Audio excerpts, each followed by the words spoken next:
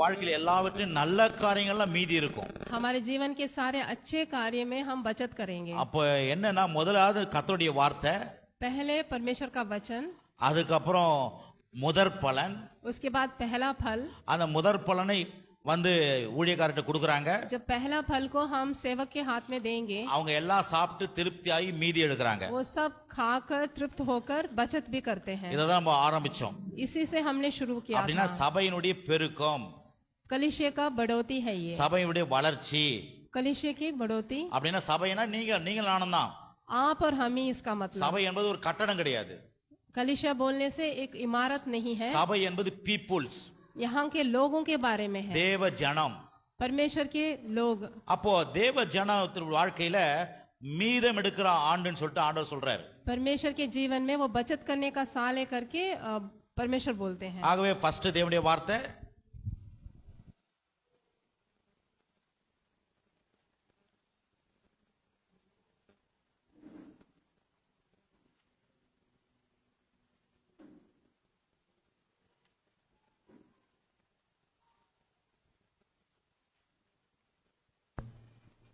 पहले परमेश्वर का वचन, அதுக்கப்புறம் முதற் பலன் அவர் கையில கொடுக்கணும்.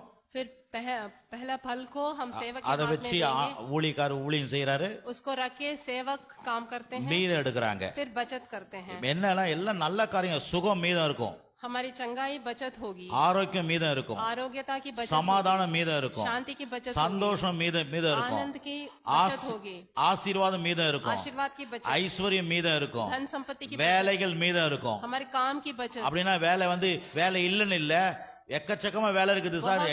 இங்க வேற அங்க வேலை, எல்லா இடத்துலயும் வேலை இருக்குது. हमें बहुत से काम मिलेगा, यहाँ मिलेगा, அந்த மாதிரி वहाँ எல்லாமே मिलेगा। நல்ல காரியங்கள் மீதம் இருக்கும், सारे अच्छे कामों की बचत होगी, கெட்ட காரியங்களும் இல்லாத இருக்கும். सभी बुरा काम कुछ भी हमारे जीवन கண்ணீர் में नहीं இருக்காது होगा। வீட்டுல, कोई आंसू नहीं रहेगा, கவலைகள் இருக்காது, कोई चिंता नहीं रहेगा, வேதனை இருக்காது, कोई पीड़ा नहीं रहेगा, துன்பம் இருக்காது. कोई दुख नहीं रहेगा। எப்படின்னா கெட்ட காரியங்கள் ட்ரை ஆயிடும், सारे बुरे काम की सूखा हो जाएगा, நல்ல காரியங்கள் நிரம்பி இருக்கும். सारे अच्छे कार्य भरा पूरा होगा। இங்க இருந்தா ஆண்டவர் நம்மள ஸ்டார்ட் பண்ணி கொண்டு வந்தாரு. यहीं से हमने शुरू किया था ये नया साल। இப்ப நடுவுல என்ன சொன்னோம்? हमने बीच में मैंने क्या கிறிஸ்தவ कहा था? வாழ்க்கை என்பது मसीही जीवन जो है நம்முடைய சுய முயற்சி இல்ல, हमारी शक्ति से नहीं। சுய முயற்சியில இது கிறிஸ்தவ வாழ்க்கை. நான் இப்ப வந்து கோயிலுக்கு பாருங்க, நான் தான் எந்திரிச்சு வந்தேன் அப்படின்னு கிடையாது. कलीसिया के को हम तैयार होके आए हैं, ऐसा नहीं है। இல்ல, கிறிஸ்தவ வாழ்க்கை என்பது கிருபையின் வாழ்க்கை. मसीही जीवन जो है वो अनुग्रह का जीवन है। கிருபைனா என்ன? अनुग्रह का मतलब क्या है? கடவுளே என் கூட இருக்கிறார். परमेश्वर हमारे साथ சொல்லுங்க, है। கர்த்தர் என் கூட இருக்கிறார். अब बोलिए परमेश्वर हमारे साथ கர்த்தர் है। என் கூட இருக்கிறார். परमेश्वर हमारे साथ है, बोलिए। கர்த்தரை பார்க்க முடியாதவங்க கூட இருக்கிறார். परमेश्वर को हम देख नहीं सकते लेकिन वो हमारे साथ அப்ப है। கிறிஸ்தவ வாழ்க்கை, புதிய உடன்படிக்கை வாழ்க்கை, கர்த்தர் கூட இருக்கிறார். नए नियम का जो जीवन है वो परमेश्वर हमारे साथ में है। அப்ப பல வாரங்களுக்கு முன்ன कई सप्ताह पहले நம்ம இதை என்ன பார்த்தோம்? हमने क्या देखा था? முதலாவது நம்ம என்ன பண்ணோம்? ரட்சிக்கப்படுறோம். पहले हम उद्धार पाना है, ரட்சிக்கப்பட்டதும் நிக்க கூடாது. उद्धार में ही हम खड़े नहीं रहना है। அடுத்தது தேவனை அறிகிற அறிவுல வரோம். परमेश्वर को जानने के ज्ञान में बढ़ना है। தேவனை அறிகிற அறிவுல நின்ற கூடாது. परमेश्वर को जानने के ज्ञान में ही ठहर नहीं जाना है। அறிஞ்ச கடவுளை விசுவாசிக்கணும். हम परमेश्वर पर विश्वास करना है। வேற விசுவாசம் மட்டும் போதாது, सिर्फ विश्वास करना बस नहीं है। விசுவாசிக்கிறத பேசிக்கொண்டே இருக்கணும். जो विश्वास करते हैं उसको बोलते रहना है। பேசிக்கொண்ட மட்டும் இருந்தா போதாது, सिर्फ बोलते रहना काफी नहीं है। அத விசுவாசத்தை பேசுறத செயல்படுத்தணும். जो विश्वास करते हैं, जो बोलते हैं, उसे लागू भी करना है। வெறும் செயல்படுத்தினா மட்டும் போதாது, सिर्फ लागू करना बस नहीं है, இது முடிவு பெருந்து செயல்படுத்தணும். अंत तक इसको लागू करना है। அப்படின்னா என்ன? इसका நான் मतलब இந்த क्या है? பூமியில இருக்கிற வரைக்கும், கிறிஸ்துக்குள்ள இருக்கிற வரைக்கும் இந்த காரியங்கள் முதலாவது நான் வந்து ரட்சிக்கப்பட்டிருக்கிறேன். पहले जब तक हम पृथ्वी में हैं वो तब तक लागू करना है। पहले उद्धार पाए हैं, தேவனை அறிகிற அறிவுல வளர்ந்துக்கிறேன், फिर परमेश्वर को जानने के ज्ञान में हम बढ़ रहे हैं, விசுவாசிக்கிறேன், हम विश्वास कर रहे हैं, விசுவாசிக்கிறத பேசி கொண்டிருக்கிறேன், विश्वास को बोलते हैं, விசுவாசிக்கிறத பேசி கொண்டிருக்கிறத செயல்படுத்தி கொண்டிருக்கிறேன். जो बोलते हैं उसको लागू करते हैं। இது எப்படின்னா முடிவு பாருங்க, கடைசி வரைக்கும். हम अंत तक निरंतर इसको लागू करते हैं। அதெல்லாம் வந்து யார் செய்யறது? ये सब कौन करता है? என் சொந்த முயற்சியில இல்ல, हम अपनी शक्ति से नहीं कर எனக்குள்ள இருக்கிற पाएंगे। பரிசுத்த ஆவியானவர் செய்யறார். हमारे अंदर जो पवित्र आत्मा है वो हमसे இந்த कराएंगे। பரிசுத்த ஆவியானவர் தான் பல வாரங்களை பார்த்துன்னு வரோம். पवित्र आत्मा के बारे में कई सप्ताह से हम देखते आ रहे हैं। பல வாரங்களை பார்த்துன்னு வரும்போது அவர் எப்படி உதவி செய்கிறார், पवित्र आत्मा हमारी सहायता எப்படி कैसे ஜெபிக்க करते हैं, வைக்கிறார், कैसे हमें प्रार्थना எப்படி सिखाते हैं, நமக்கு நினைப்பூட்டுகிறார், कैसे हमें याद दिलाते हैं। எப்படி நம்ம சுயமா வாழாமல் தேவ சித்தத்தின்படி வாழ வைக்கிறார், हम अपनी ओर से नहीं जिएंगे, परमेश्वर की इच्छा पर जिएंगे। எப்படி வரப்போகிற காரியங்களை கற்றுக் கொடுக்கிறார், आने वाले बातों को कैसे हमें सिखाते हैं। எத்தனை பேர் ஞாபகம் இருக்குதுன்னு தெரியல, कितने लोगों को ये எல்லாத்தையும் सब பார்த்துட்டு याद வந்துருவோம். है। ये सब हमने पहले देख लिया है, எல்லாத்தையும் பார்த்துட்டு सब कुछ हमने देख लिया था। போன வாரம் पिछला போன सप्ताह வாரத்துக்கு முதல் வாரம் 1ஆம் தேதி போன வாரம் ஃபர்ஸ்ட் வீக் வாக்கு தத்துவம், पिछला सप्ताह तो हमने वाचा का वचन देखा था, उससे पहला सप्ताह போன வாரத்துக்கு முந்தின வாரம் पिछले से पहला सप्ताह எப்படி சபையில ஒருமனப்பட்ட ஆவியோட இருக்க வேண்டும், சபையார் ஒருமனப்பட்ட ஆவியோட இருந்தாங்க, कैसे कलीसिया के लोग एक मन में रहे थे करके எப்படி हमने देखा था। அப்பம் பிக்கிறதுல அந்யோன்யத்துல ஒன்னா இருந்தாங்க, कैसे रोटी तोड़ने में सहभागिता में वो कैसे एक मन रहे थे करके हमने देखा था। என்பதை குறித்து பார்க்க ஆரம்பிச்சோம். वो सब हमने देख, இப்ப அங்கிருந்து ஆரம்பிக்க போறோம். हम वहीं से अभी शुरू करेंगे। இப்ப அப்போஸ்தலர் நடவடிக்கைகள் 2ஆம் அதிகாரம் हम प्रेरितों का किताब निकालेंगे, 42 ல இருந்து 47 வரைக்கும், 42 ல இருந்து 47 வரைக்கும். 42 से 47 तक प्रेरितों का किताब। நான் ஒவ்வொரு வசனம் வாசிக்கிறேன், இந்திய வசனம் ஒவ்வொரு வசனம் வாசிக்கும் போது இந்திக்காரங்க பாருங்க, அது சொல்லுங்க. एक एक वचन में पढ़ रहा हूँ, उस समय आप ध्यान दीजिए।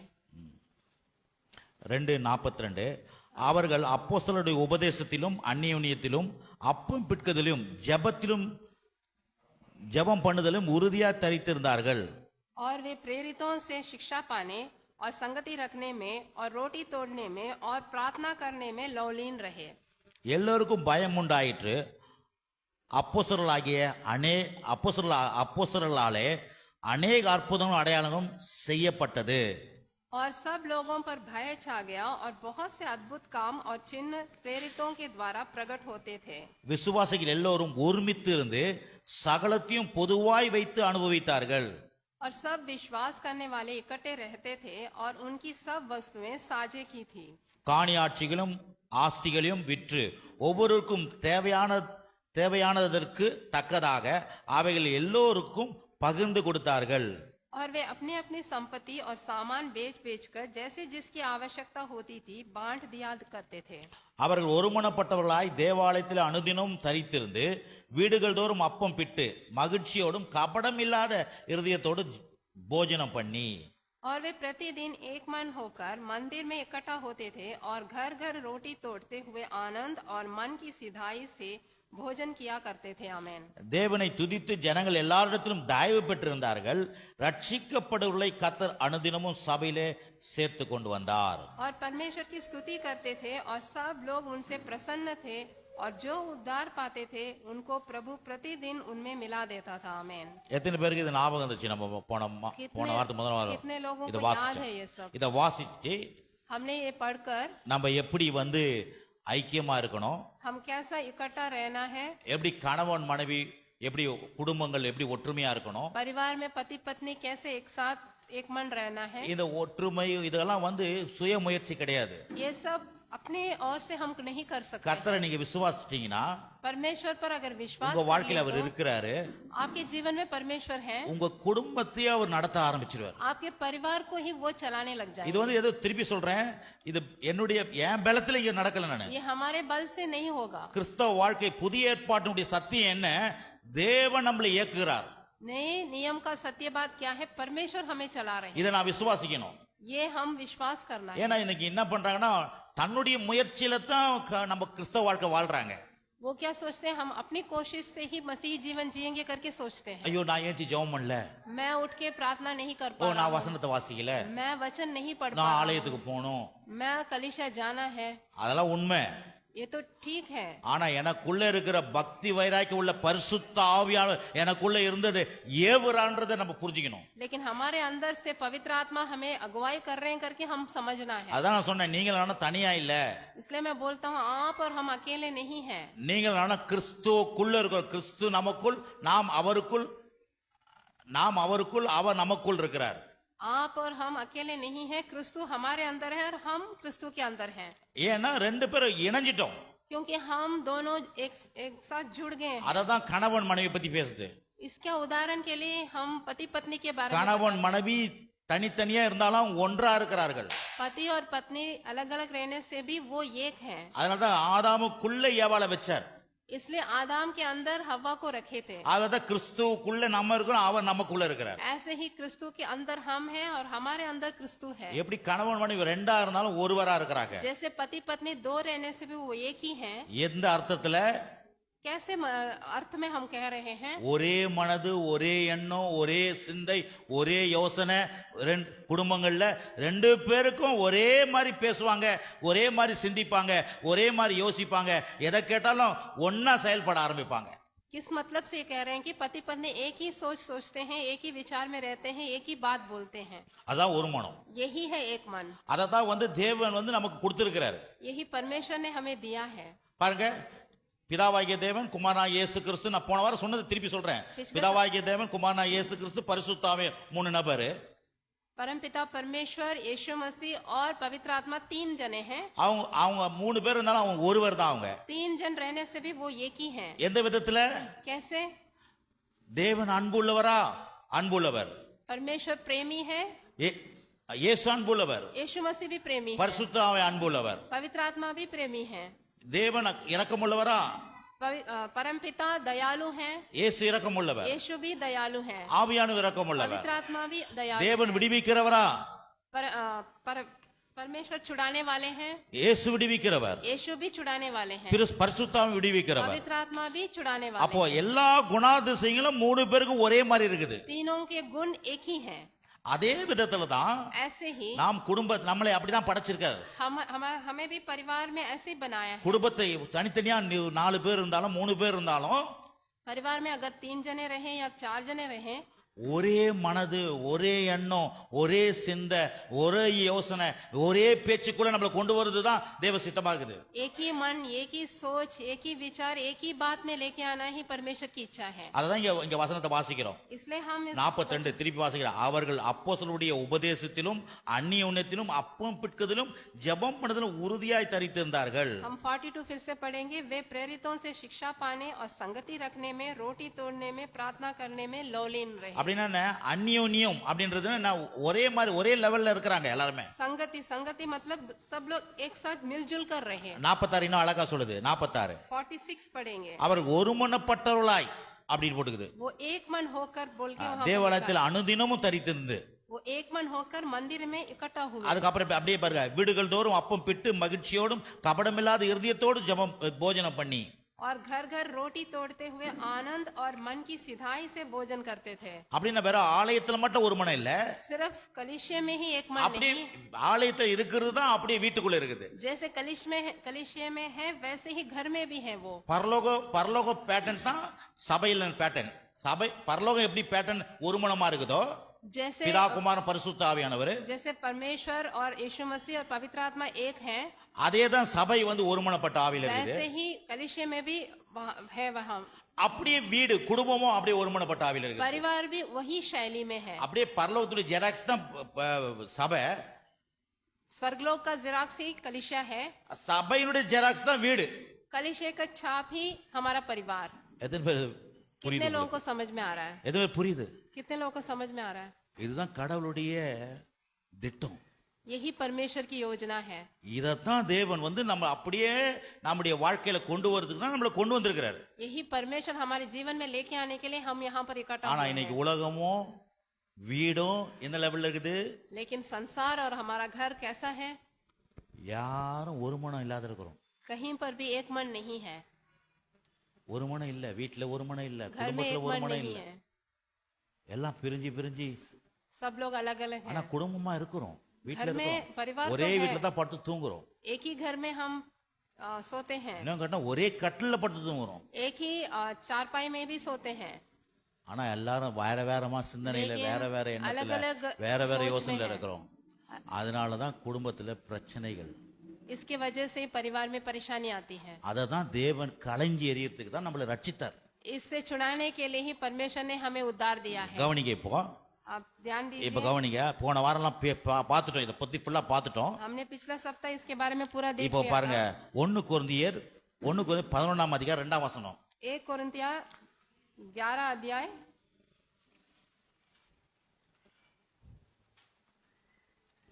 நீங்க என்ன பண்ணுங்கன்னா, இப்ப இதை கேட்டுட்டு ये सुनने के बाद போன வாரத்துக்கு முந்தின வாரத்தை உட்கார்ந்து கேளுங்க. पिछले सप्ताह से जो पहले सप्ताह मैंने बोला था उसको आप बैठ के நான் सुनिए।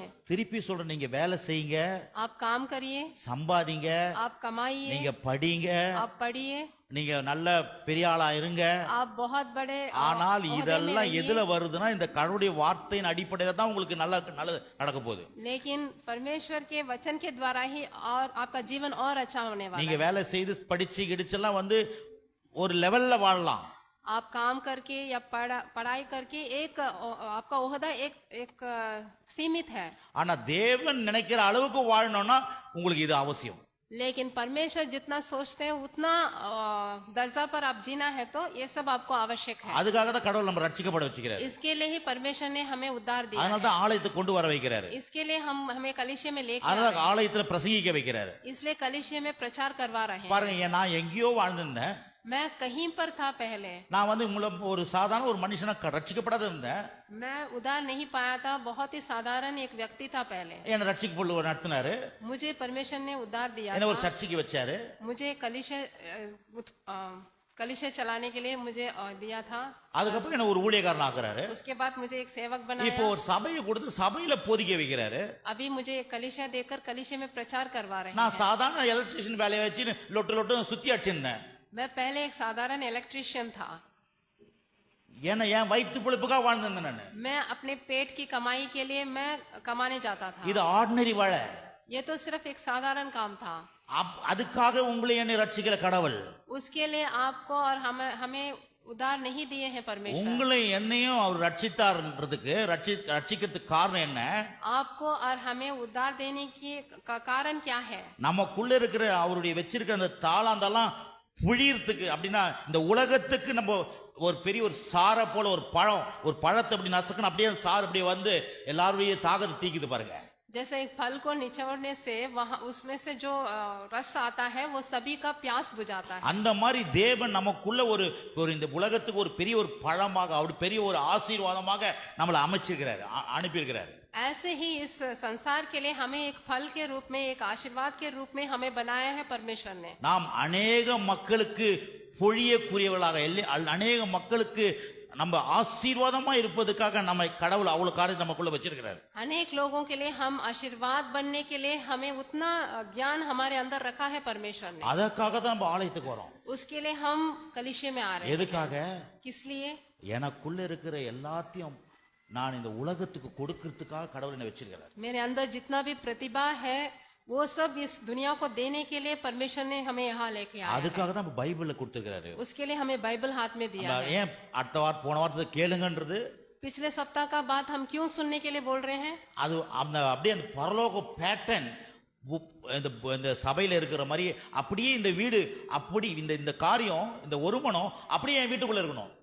स्वर्गलोक की शैली जैसे ये कलीसिया में है उसी शैली में हमारा घर परिवार भी रहना है। சபையில எப்படி தேவன் அசைவாடுறாரோ, जैसे कलीसिया में परमेश्वर टहल रहे हैं, சபையில எப்படி தேவன் தொடுறாரோ, जैसे परमेश्वर कलीसिया में छू रहे हैं, அதே போல வீட்ல அசைவாடுவார். ऐसे हमारे घर में भी वो टहलना है, हमें छूना है। என்ன வீட்ல என்னுடைய வீடே சபை மாதிரி இருக்கும். हमारा घर ही कलीसिया के जैसे बनना है। அமைதி இருக்கும், शांति रहना है, சமாதானம் இருக்கும், खुशी रहना है, சந்தோஷம் இருக்கும், आनंद रहना है, நிறைவு இருக்கும். भरपूरी रहना है। யாராவது வீட்டுக்குள்ள வந்தாங்கன்னா உங்க வீட்டுக்குள்ள कोई आपके घर में अंदर आने से உங்க வீடு ரொம்ப அமைதியா இருக்குது, आपका घर बहुत शांत है करके உங்க बोलना है। வீட்டுல கடவுள் அசைவாடுறார் சார், आपके घर में परमेश्वर टहल रहे हैं करके बोलना है, அப்படியே சொல்லுவாங்க. ऐसा बोलना है। அதுக்கு தான் நம்ம வீடு நானே ஒரு கோயில், வீடும் கோயிலா இருக்கும். हम खुद एक कलीसिया है, भवन है, हमारा घर भी एक भवन बनना है। நம்மளே ஆலயம் ஆக்கியிருக்கிறா இல்லையா? हमें एक भवन बनाया है நான் பெனியல் परमेश्वर ने। ஆக்கியிருக்கிறா இல்லையா? हमें एक भवन बनाया है। ஏன்னா அப்படி விசுவாசி அத்தனை பேர் தேவனுடைய ஆலயமா இருக்கிறோம் நாம. जो भी परमेश्वर पर विश्वास करते हैं वो खुद एक भवन அப்ப है। ஆலயம் ஒரு வீட்டுக்குள்ள இருக்குன்னா வீடே ஆலயமா தான் ஆயிடுது. जब हम एक घर में रहते हैं तो वो घर ही भवन बन जाएगा। எத்தனை பேர் உங்க வீடு ஆலயமா இருக்கணும் விரும்புறீங்க? कितने लोग आशा करते हैं कि எத்தனை आपका பேர் घर உங்க வீடு ஆலயமா இருக்கணுமா? आपका घर भी भवन बनना है करके அதைத்தான் आप தேவன் आशा செய்ய करते வைக்கிறார். हैं। वही परमेश्वर आपको कराएंगे। ஆலயத்துல வியாதி இருக்காது, भवन में कोई बीमारी नहीं சண்டை रहेगी,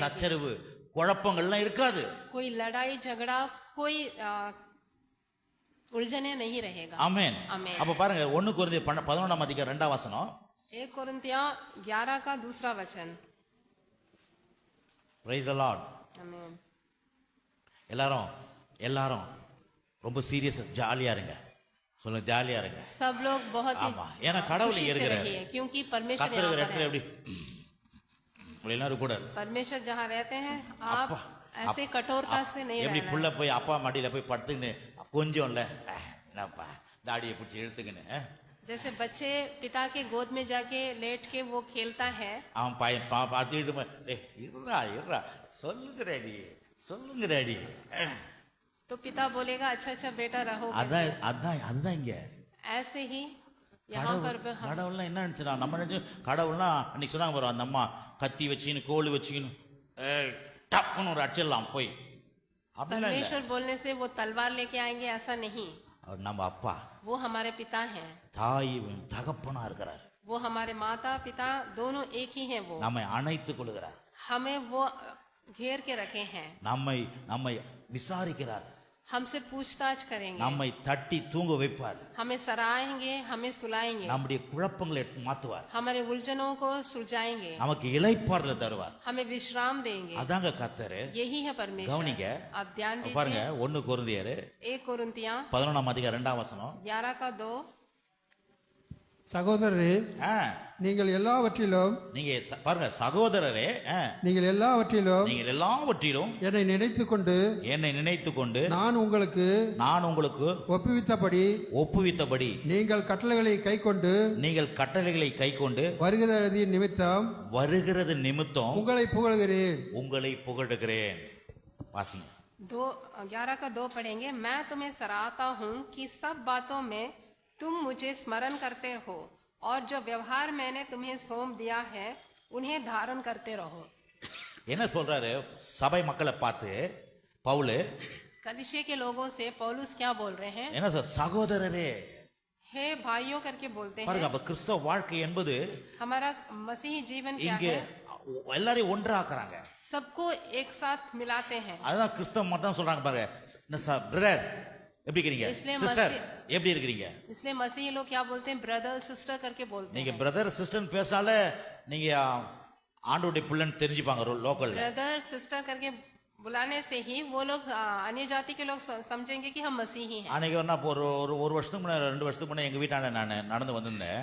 2 साल पहले हमारे घर के पास में चल के आ रहा था। எதுல அங்க ஒரு வீடு இருக்குது. सामने और एक घर है। அவரை பிரதர் எப்படி இருக்கீங்கன்னு கேட்டேன். ब्रदर आप कैसे हो करके मैंने पूछा। என்ன பிரதர் கூப்பிடுறீங்க நீங்க? क्यों मुझे ब्रदर करके बुला रहे हो करके। உங்க வயசு என்ன, என் வயசு என்ன? आपका उम्र क्या है, मेरा उम्र என்ன क्या பிரதர் கூப்பிடலாமா நீங்க? है? मुझे ब्रदर करके क्यों बुला रहे हो?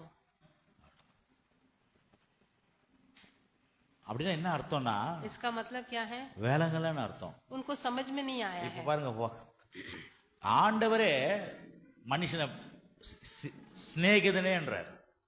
சொல்லுங்க. परमेश्वर ही मनुष्य को हे प्रेमी करके बोलते हैं। அப்படி உறவுங்க, அது உறவு. ये एक रिश्ता है। கிறிஸ்தவ வாழ்க்கை என்பது கடவுள்கிட்ட உறவு கொள்றது. मसीही जीवन क्या है? वो परमेश्वर के साथ रिश्ता रखना है। நம்ம நினைச்சுக்கிறோம் ஏதோ கும்பிடுறதுலாம் கிடையாது. सिर्फ वहां जाके प्रणाम करके आना नहीं है। சகோதரரே, हे भाइयों। பாருங்க அப்ப சகோதரன் சகோதரியே இல்லையா? அது வசனம் என்ன பண்ணுதா சகோதரனா சகோதர சகோதரிகளே அப்படின்னு அர்த்தம். हे भाइयों मतलब ये स्त्री पुरुष दोनों के लिए है। அப்படி கூப்பிடும் போதே பாருங்க என்னையா சில பேர் சில பிலிம்ல பாத்துட்டீங்கன்னா இந்த அனாதை இருப்பாங்க, அனாதைக்காரங்க. किसी फिल्म में देखने से वो अनाथ आश्रम में जो है அண்ணா அப்படின்னு கூப்பிட்டா அண்ணா என்னையமா கூப்பிட்ட உணர்வோட கூப்பிடுவான் அண்ணா. भाई बोलने से वो इतने प्रसन्न होते हैं, बोलते हैं कि मुझे बुलाया क्या भाई। அப்படித்தான் தேவன் சகோதரரே அப்படின்னு சொல்லி ஊழியக்காரர் சொல்றாரு. சகோதரரே, भाइयों என்ன சொல்ற, நீங்கள் எல்லாவற்றிலும் என்னை நினைத்துக் கொள்ளுங்க. तुम सभी बातों में मेरा स्मरण करो। நான் உங்களுக்கு ஒப்புவித்தபடி அப்படின்னா நான் உங்களுக்கு பிரசங்கம் பண்ணினபடி मैंने जो बातें तुम्हें सौंपा है நீங்க அதை கைக்கொள்ளு வர்றீங்க. उसे तुम धारण करो करके बोलते हैं। அதனால உங்களை புகழுகிறேன் அப்படின்ற. इसलिए मैं तुम्हें सराहता हूँ करके बोलते கிறிஸ்தவ வாழ்க்கை பாருங்க புகழ்ச்சி அப்படின்னா என்ன? मसीही நீங்க जीवन ஆண்டவருக்குள் நல்லா இருக்கிறீங்க. ஓகே நல்லா இருங்க. मसीही जीवन क्या है? वो प्रशंसा का இன்னும் जीवन है। அற்புதமா செய்ய போறார் ஆண்டவர். और भी अद्भुत रूप से परमेश्वर आपको करेगा। பாருங்க நம்ம சர்ச்சில் சொன்னேன் हमारे कलिशे में मैंने बोला था, புதன்கிழமைனா ஆண்கள் வந்து ஜெபம் பண்ணுங்கன்னு சொன்னேன். बुधवार के दिन सारे पुरुष लोग आके प्रार्थना करने करके मैंने बोला था। அழகா ஆண்டவர் ஜெபம் பண்ண வைக்கிறார் பாருங்க. सब लोग आके यहाँ पर प्रार्थना कर அப்ப அதான் சொல்றேன், உங்களை நான் புகழுகிறேன். मैं तुम्हारी प्रशंसा कर रहा हूँ। ஸ்திரீகள் பெண்களை स्त्रियों को मैंने बोला था வேலைக்கிழமைனா போய் ஜெபம் பண்ணுங்கன்னு சொன்னேன். गुरुवार के दिन जाके प्रार्थना करना बोला। அழகா பூஜா போய் ஒவ்வொரு வீட்லயும் போய் ஜெபம் பண்ண வைக்கிறா. பூஜா ஜனங்க உங்களெல்லாம் புகழுகிறேன். पूजा जाके सब घर में जाके उन्होंने प्रार्थना किया था, मैं उनकी प्रशंसा कर रहा हूँ। ஆமா பாஸ்டர் அம்மா கூட போய் சிஸ்டர் வீடுகளா போய் ஜெபம் பண்றாங்க. சிஸ்டர்லாம் போய் ஜெபம் பண்றாங்க. யார் மரியா சிஸ்டர்லாம். पास्टर अम्मा और मरिया सिस्टर जाके प्रार्थना कर रहे हैं। அதுதான் பவுல் சொல்றாரு, நான் சொல்ற மாதிரி செய்றீங்க, ஆகவே உங்களை புகழுகிறேன் அப்படின்றாரு. ऐसे यहाँ पर पौलुस बोल रहे हैं, जैसे मैंने बताया आप लोग कर रहे हैं, मैं तुम्हें सराहता हूँ। அதுதாங்க சபை. यही है कलीसिया। சபைனா ஆவியானுடைய அசைவாடுதல் இருக்குது. कलीसिया मतलब पवित्र आत्मा का टहलना, वहाँ पर அங்கே சொல்ற காரியங்கள் நடக்கும். जो भी बात वहाँ पर बोला जाता है उसको वो करते हैं। அங்கே கீழ்ப்படிதல் உண்டாகும். वहाँ पर आज्ञापन होता है। அது அங்க வந்து ரொம்ப போராட்டம்லாம் இல்ல. वहाँ पर कोई संघर्ष नहीं। இத பண்ணு நோ நோ நோ நோ, பரிசுத்த ஆவியான கிரியை செய்கிறார். ये करो वो करो करके नहीं है, पवित्र आत्मा आपको चलाएगा। ஆகவே நான் வந்து இந்த சபையை தலையில தூக்கி நான் வச்சு ஆட முடியாது. इस कलीसिया को मैं खुद नहीं चला पाऊंगा। இந்த சபையினுடைய தலை இயேசு. इस कलीसिया के सर तो हमारे यीशु हैं। அவர்தான் ஃபவுண்டர். वही है फाउंडर। அவர் எல்லாத்தையும் சிலுவையில் சிந்தி ரத்தம் பாடுபட்டு மரிச்சு உயிர்த்து எழுந்து சகல சுவாபத்தையும் உங்களுக்குள்ள ஊதுறார் டெய்லி. वही क्रूस पर लहू बहाकर पीड़ा सहकर वो अपने स्वभाव को आपके अंदर फूंक रहे हैं। ஆமா பிரசங்கம் பண்ணும்போது அந்த தேவனுடைய சுவாபம் உங்களுக்குள்ள வருது. जब प्रचार किया जा रहा है परमेश्वर का स्वभाव आपके अंदर आ रहा है। ஜெபிக்கும் போது தேவ சுவாபம் உங்களுக்குள்ள வருது. प्रार्थना करने के समय परमेश्वर का स्वभाव आपके अंदर आ रहा है। நீங்கள் பாட்டு பாடி ஆராதிக்கும் போது தேவ சுவாபம் உங்களுக்குள்ள அப்படி நிரம்புது. जब आप गीत गा के आराधना कर रहे हैं परमेश्वर का स्वभाव आपके अंदर आ रहा है। அப்படியே தேவ பிள்ளைகளா அப்படியே மர்வமாய் கொண்டு வரீங்க நீங்க. आप परमेश्वर के संतान बनते जा रहे हो। அதனால தான் பாருங்க, நான் இருக்கிற மாதிரி இல்ல, நான் வேற மாதிரி, போன வாரம் அப்படி இருந்தேன், இந்த வாரம் அப்படி இருக்கிறேன், இன்னும் நான் வேற மாதிரி ஆயிடுவேன். इसलिए आप बोलोगे कि पिछले सप्ताह में और एक तरीके से था, अभी मैं बदल गया हूँ। இன்னொரு வசனம் கொலோசியர் 4ஆம் அதிகாரம் 2ஆம் வசனம். कोलोसिया का 4वां अध्याय। நிறைய சபைகள்ல என்ன பண்றாங்க, बहुत से कलीसियों में क्या करते हैं, பைபிளை விட்டுட்டு வேற எதையோ சொல்லினுக்குறாங்க. बाइबल को छोड़कर और कुछ बोलते நான் जाते हैं। சொன்னேன்ல உன்ன, நீ ஜெபம் பண்ணியா, ஜெபம் பண்றதே இல்ல நீ. मैंने कहा था ना तुझे प्रार्थना करने के लिए तुम नहीं कर रहे हो। உன்னை பார்த்தா ஜெபம் பண்ண மாதிரி தெரியல. तुम्हें देखने से प्रार्थना किए जैसे नहीं लग रहा है। இப்படி சொல்லி மக்களுக்குள்ள வந்து வெறுப்பு தான் வருது பாருங்க. ऐसा बोल के उनके अंदर नफरत ही घुसे। இங்க பவுல் அழகா சொல்றாரு, அப்பா நான் சொன்ன மாதிரி சரி உங்களை புகழ்கிறேன்றார். लेकिन पौलुस यहाँ पर वचन में बोल रहे हैं, मैंने जैसा बोला था वैसे तुम कर रहे हो, मैं तुम्हें सराहता हूँ। ஏன்னா கடவுள் கூட இருக்கிறாரு, क्योंकि परमेश्वर அப்படி हमारे கிருபை साथ வேலை செய்யுது. है। उनका अनुग्रह हमारे अंदर काम कर रहा சில है। நேரத்தை சொல்லுவீங்க, आप बोलते हैं சார் ஒரு சிலருக்கு எங்களுக்கு ஜெபம்லாம் வரல சார் அப்படின்லாம். நீங்க मैं प्रार्थना नहीं कर पा रहा हूँ करके आप बोलेंगे। நான் சொல்றேன், சொல்லுவாங்க படிக்கிற பையன் பக்கத்துல உட்காரேன், அந்த காத்து உனக்கு அடிச்சிடும். जैसे पढ़ने वाले बच्चे के पास आप बैठने से आप भी पढ़ने लग जाओगे। அப்படின்னு என்ன ஒன்னும் இல்ல, அந்த இடத்துக்கு வந்தாலே அப்படியே அந்த பிரசன்ஸ் உங்க மேல வரும். तुम उस जगह पर आने से ही तुम्हारे अंदर भी वो शैली आ जाएगी। அதத்தான் கர்த்தர் சபை கூடி வர சொல்றாரு. इसलिए परमेश्वर क्या बोलते हैं, तुम इकट्ठा होकर एक जगह पर कलीसिया में आओ। கொலோசியர் 4:2. கொலோசியா 4:2. 4:2. இடைவிடாமல் ஜெபம் பண்ணுங்கள், ஸ்தோத்திரத்துடன் ஜெபத்தில் விழித்திருங்கள். போதும் வாசிங்க. प्रार्थना में लगे रहो और धन्यवाद के साथ उसमें जागृत रहो। அவ்வளவுதான் பாசிட்டீங்களா? பாருங்க என்ன சொல்றாரு, இடைவிடாமல் ஜெபம் பண்ணுங்கள், ஸ்தோத்திரத்துடன் ஜெபத்தில் விழித்திருங்கள் அப்படின்றாரு. प्रार्थना में लगे रहो और धन्यवाद के साथ उसमें जागृत रहो। யாருக்கு சொல்றாரு? किससे बोल रहे हैं ये? யாருக்கு சொல்றாரு இத? किससे बोल रहे हैं? சபை மக்களுக்கு தான் சொல்றாரு. कलीसिया वालों से बोल रहे हैं। ஆனா இங்க குறிப்பா யாருக்கு சொல்றாரு? लेकिन वो किसके पास बोल रहे हैं? 1ஆம் வசனம், எஜமான்களே உங்களுக்கு பரலோகத்தில் எஜமான் இருக்கிறார் என்று அறிந்து வேலைக்காரருக்கு நீதியும் சபையுமானதை செய்யுங்கள், இடைவிடாமல் ஜெபம் பண்ணுங்கள், ஸ்தோத்திரத்துடன் ஜெபத்தில் விழித்திருங்கள். पहले वचन में बोल रहे हैं, हे स्वामियों अपने अपने दासों के साथ न्याय और ठीक व्यवहार करो और समझकर कि स्वर्ग में तुम्हारा एक स्वामी है। என்ன சொல்றேன்னா, எஜமானா யாரு? हे स्वामियों, எஜமானா இப்போ வந்து இந்த பெரிய தொழில் அதிபர்கள் ஒரு வேலை செய்றீங்க, ஒரு கடை வச்சிருக்கிறீங்க, ஒரு பணம் அதான் மற்றவங்களுக்கு வந்து ஒரு வேலை கொடுக்கிற ஒரு முதலாளிங்க நீங்க. वो मालिकों से बोल रहे हैं जो औरत से काम कराते हैं। நான் சொல்றேன் கிறிஸ்தவ மக்கள் எல்லாமே இப்படிதான் ஆகணும். मैं बोलता हूँ सभी मसीही लोग ऐसे मालिक बनना है। வேலை இன்னைக்கு வேலை செஞ்சு சம்பளம் வாங்கலாம் நீங்க. आज आप काम करके तनख्वाह ले सकते हो, இது முடிவு கிடையாது. लेकिन ये अंत नहीं है। நீங்க ஒவ்வொருத்தரும் கடைகளும் திறக்கணும், பெட்ரோல் பங்க் வச்சிருக்கணும், நகை கடை திறக்கணும், பெரிய பெரிய ஷாப்பிங் திறக்கணும், பெரிய பெரிய மால்ல பெரிய பெரிய ஆளா நீங்க இருக்கிறது தான் தேவ சித்தம். आप एक एक लोग भी कारोबार शुरू करना है, दुकान रखना है, बड़े बड़े पेट्रोल बंक्स रखना है, ऐसे रहना है। வேணா வேதம் சொல்ல எஜமான்களே, क्योंकि पवित्र शास्त्र में बोला பாருங்க गया है, हे சபை स्वामी। வந்து சபைய வந்து வேதம் எப்படி கூப்பிடுது பாருங்க. எஜமான்னா தலையா இருக்கிறவர்களே, பெரிய ஆட்களா இருக்கிறவர்களே, நீங்க அந்தஸ்துல இருக்கிறவர்களே அப்படின்னு கூப்பிடுது. हे स्वामियों बोल के वचन में है। इसका मतलब क्या है? जो जो आप लोग बड़े ओहदे पर हो, நீங்க வந்து முதலாளியா இருக்கிறீங்க, आप मालिक हो, உங்களுக்கு மேல இருக்க ஒரு முதலாளி இருக்கிறாரு கடவுள், आपसे भी बड़ा मालिक और एक है। ஆக வேலைக்காருக்கு சரியா செய்யுங்க. इसलिए जो आपके नीचे काम कर रहे हैं उनसे व्यवहार आप ठीक ठीक व्यवहार करना। வேலைக்காரங்களை சரியா நடத்துங்க. आप अपने नौकरों दासों से अच्छा व्यवहार அது करना है। மட்டும் சொல்லல, उसके अलावा இடைவிடாமல் ஜெபம் பண்ணுங்க.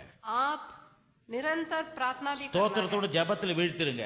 आप धन्यवाद के साथ जागृत रहना है। எதுக்கு சொல்றேன்னா, ये सब किस लिए நிறைய बोला நேரத்துல गया நம்ம है? நிறைய வேலைக்கு போய் பெரிய ஐயா ஜெபம்லாம் பண்ண முடியாதுயா, அக்கச்சக்கமான வேலை இருக்குதுயா, நான் எப்படியா ஜெபம் பண்ணுவது, எனக்காக நீங்க ஜெபம் பண்ணீங்க ஐயா.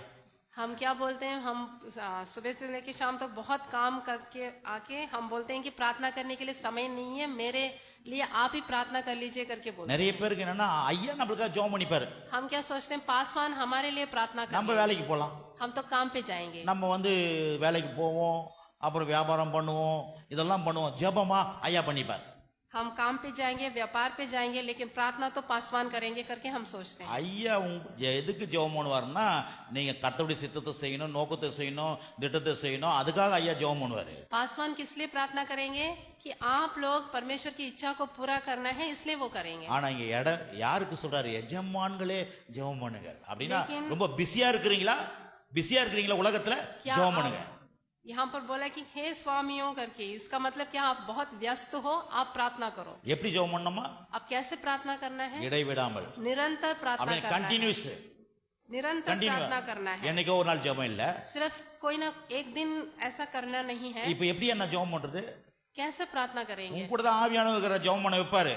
आपके साथ पवित्र आत्मा है, वो आपको सिखाएंगे। அதுக்கப்புறம் என்ன சொல்றாரு? उसके बाद क्या बोला गया? கிறிஸ்துவுடைய ரகசியத்தின் நிமித்தம் 3வது வசனம், கட்டப்பட்டிருக்கிற நான் அந்த ரகசியத்தை குறித்து பேச வேண்டிய பிரகாரமாய் பேசி அதை வெளிப்படுத்துவதற்கு திருவசனம் சொல்லும்படியான வாசலை தேவன் திறந்தருளும்படி எங்களுக்காக வேண்டிக் கொள்ளுங்கள்.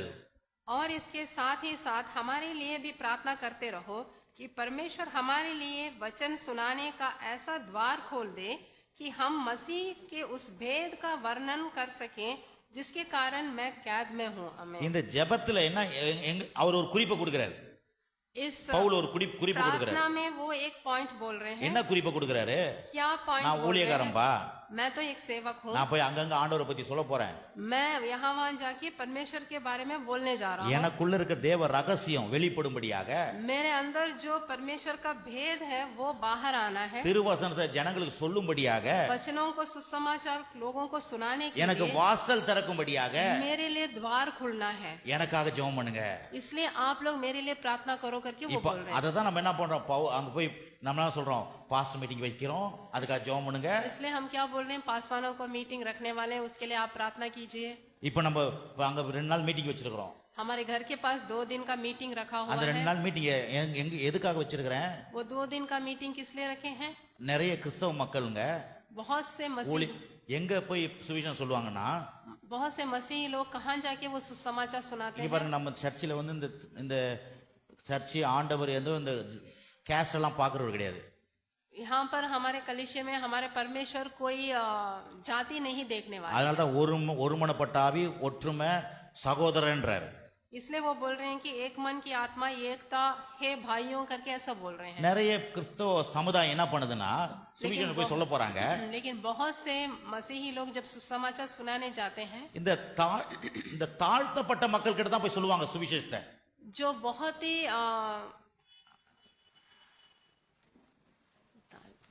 नीचे जाति के लोग हैं उनके पास ही जाते हैं, அவங்க ஏரியால தான் போய் சொல்லுவாங்க. उसी स्थान पर ही जाके वो सुसमाचार सुनाने के ஏன்னா लिए அவங்க जाते हैं। தான் ஆண்டவரை விசுவாசிக்கணும். क्योंकि वो ही परमेश्वर को विश्वास करना है। நல்ல லெவல்ல இருக்கிறவங்க கடவுள் கிட்ட வர மாட்டாங்க जो अच्छे स्थिति में है वो लोग नहीं आएंगे करके वो सोचते हैं, அப்படின்னு ஒரு அபிப்பிராயம். वो खुद ही अपने लिए एक सोच ऐसा रखते हैं। ஆனா பாருங்க, நான் சர்ச்சை ஆரம்பிச்சதுல இருந்து लेकिन मैं जब से कलीसिया आरंभ किया, நான் பைபிளை காப்பி பண்றேன். मैं बाइबल में दिखाता हूँ। நாங்க அந்த மாதிரி இடத்துக்குலாம் அறிவிக்கப்பட மாட்டோம். எங்க அறிவிக்கப்படாத அந்த இடத்துல போய் அறிவிப்போம்.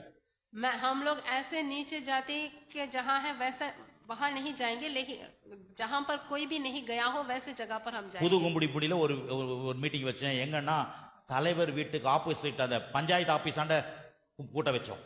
पुदु गुमड़ी पुंडी में मैंने एक मीटिंग रखा था पंचायत ऑफिस के उसके बगल में ही। யாரும் வைக்க மாட்டாங்க.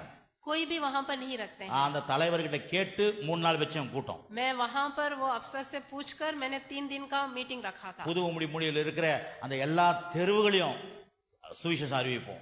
पुदु गुमड़ी पुंडी के सारे गलियों में मैंने सुसमाचार सुनाया। எல்லாம் அந்த ரெட்டியார் தெரு அந்த தெரு இந்த தெருல சொல்லுவாங்க பாருங்க. सभी वहां के सभी गलियों में। நான் எதுக்கு சொல்ல வரேன்னா, मैं किस लिए बोल रहा हूँ, எல்லா மக்களுக்கும் தேவன் தேவை. सभी तरह के लोगों को परमेश्वर चाहिए। அப்ப அதை தான் இங்க சொல்றாரு.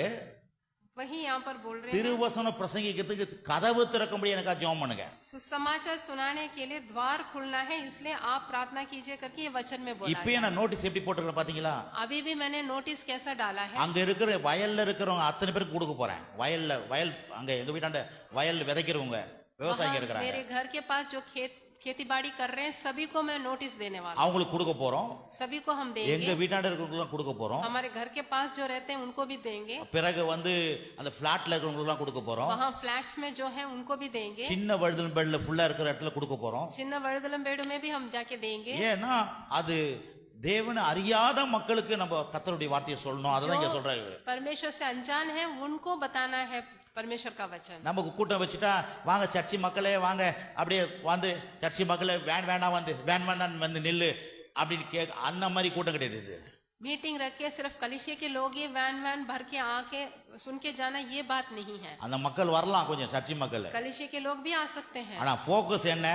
लेकिन हम कहाँ पर ध्यान देना है? கர்த்தர் அறியாத மக்களுக்கு கர்த்தருடைய வார்த்தையை சொல்லணும். जो परमेश्वर से अनजान सुविशेष है सुनना। उनको सुसमाचार सुनाना है। இருக்கிறீங்களா? आप है ना? எத்தனை பேர் கேக்குறீங்க? कितने लोग सुन रहे हैं? எங்க யோசனை பண்ணுகிறீங்களா? क्या आप कुछ न कुछ सोचते बैठे இங்க हैं? வசனத்தை பிரசங்கம் பண்றேன். पौलुस के वचन அவர் को मैं சொல்றாரு, प्रचार சபையாரை कर रहा பார்த்து எஜமான்களை பார்த்து சொல்றாரு, हूं। वो कलिसिया के लोगों से बोल रहे हैं कि हे स्वामियों, ஜெபம் பண்ணுங்கன்றாரு. आप प्रार्थना कीजिए। பிறகு எனக்காக ஜெபம் आप பண்ணுங்கன்றாரு. मेरे लिए भी प्रार्थना कीजिए। என்னன்னா, நான் ஊருங்களுக்குலாம் இப்ப ஊழியம் பண்றேன், எனக்கு கதவு திறக்கிறதுக்கு வழிவாசல் திறக்கிறதுக்கு கடவுளுடைய ரகசியத்தை நான் சொல்றதுக்கு எனக்கா ஜெபம் பண்ணுங்க. मैं लोगों से सुसमाचार सुनाने के लिए द्वार खुलना है और परमेश्वर के भेद को मैं बताना है, इसलिए आप प्रार्थना कीजिए करके पौलुस बोल रहा है। இதுதான் சபை. यही है कलिसिया। ஆமென். आमेन। நான் சொல்றேன், இப்ப நான் பிரசங்கம் பண்ணினே இருக்கிறேன். मैं अभी प्रचार करते जा रहा हूँ। ஆவியானவர் உங்களுக்குள்ள இறங்குறாரு. पवित्र आत्मा आपके अंदर उतर रहे हैं। இது இந்த வசனம் அப்படியே உங்க வாழ்க்கையில் நடக்க ஆரம்பிச்சு. ये वचन आपके जीवन में पूरा हो रहा है। பாருங்க, என்னத்தை விதைக்கிறோமோ जो हम बीज बोते हैं அதே வளர ஆரம்பிச்சிடும். वही उगने लगता है। அப்ப தேவனுடைய வார்த்தையை பியூரா விதைக்கும் போது जब परमेश्वर के वचन को हम बोएंगे, நீங்க ஆட்டோமேட்டிக்கா நல்லா ஆயிடுவீங்க. आप फिर अपने आप अच्छे हो जाओगे। நான் உங்களை பெரம்பெத்து அடிச்சு ஜோமனியா ஏன் ஜோம் பண்ணல அப்படின்னா நீங்க அடி வாங்கி தொடச்சிங்கன்னு திருப்பி நாளைக்கு வந்து அடி வாங்கி நிற்பீங்க. आपसे मैं पूछने की जरूरत नहीं पड़ेगा कि क्या आपने प्रार्थना किया, क्या आपने प्रार्थना किया। நம்ம டீச்சர் அம்மா பாக்குறாங்க. இப்பெல்லாம் அவங்கள அடிக்கிறதே இல்லையா? டீச்சருங்களை அடிக்கிறதே இல்லை, அடிச்சா திட்டிடுவாங்களாம், பிடிச்சிடுவாங்களாம். சொல்லுங்க. अभी तो हम टीचर को नहीं मार सकते क्योंकि वो मुझे पकड़ இப்ப लेंगे। எல்லாம் தடவி கொடுத்தா சொல்லி கொடுக்கணுமா? अभी तो सराहते हुए ही पढ़ाना पड़ता है। சரிங்க சார். आप हंसिए। நல்லா கொஞ்சம் சிரிங்க நல்லா अच्छा खुशी से हंसते हुए சிரிங்க बैठिए। அப்பதான் உள்ளத்துல எல்லாம் சந்தோஷம் வரும் अब तभी आपके दिल में खुशी भरेगा, ஏன்னா கடவுள் நல்லவர் क्योंकि परमेश्वर अच्छे हैं। உங்களை வர வர விருத்தி அடைய வச்சிருவார் आपको प्रतिदिन आपको और भी वृद्धि நீ करेंगे। இந்த வசனத்தை கேட்க கேட்க உங்க நிலைமை என் நிலைமை எப்படி மாறிச்சோ உங்க நிலைமை மாறிடும் ये वचन को सुनते सुनते आपकी स्थायी बदल जाएगा, நான் जैसे அழகா- मैं बदला था। நான் சர்ச்சைக்கு போயிருக்கும் இந்த பாட்டை என் பாஸ்டர் எடுத்து பிரசங்கம் பண்ணினே இருப்பாரு मैं जब कलीसिया में जा रहा था, मेरे पासवान ऐसे वचनों को लेके मुझे पढ़ाते थे। அப்படியே கேட்க ஆரம்பிச்சேன் मैं ऐसे सुनने लगा। திடீர்னு பார்த்தா பாஸ்டர் ஆயிட்டேன் நான் अचानक मैं एक पासवान बन गया। ஏன் क्यों? நான் கேட்ட சத்தியம் நல்ல சத்தியம் क्योंकि मैंने जो सत्य बात सुना था वहाँ पर वो बहुत ही கேட்க अच्छा கேட்க सत्य है। உள்ள சரியான விதை உள்ள போது सत्य वचन को सुनते सुनते अच्छा बीज मेरे अंदर गया। அப்படியே அந்த அச்சா விதை அச்சா மனுஷனா மாத்திரும் वो अच्छा बीज एक अच्छा मनुष्य को बदल देगा। ஆமென் அல்லேலூயா हालेलुया। சரிங்க பக்கத்துல பார்த்து தட்டுங்க கொஞ்சம் தட்டுங்க आप बगल में தட்டுங்க एक दूसरे को हिलाइए। நானே தட்டிக்கிறேன் டேய் மூச்சு நிக்கிறியாடா सराय क्या आप जागे हो करके आप पूछिए। தூங்குறியாடா பிரிட்டோ தூங்காதடா மூச்சுக்கடா आप सोना नहीं है, जागते रहिए।